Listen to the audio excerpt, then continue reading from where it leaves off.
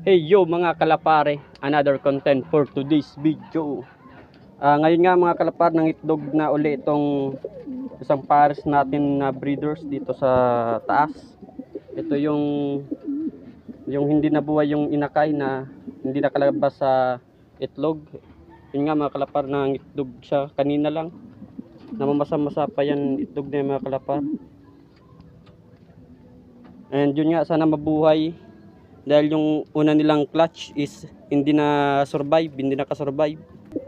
Mag-uumpisa tayo mga kalapar ng magbilang sa pangalawang itlog nila, hindi sa una.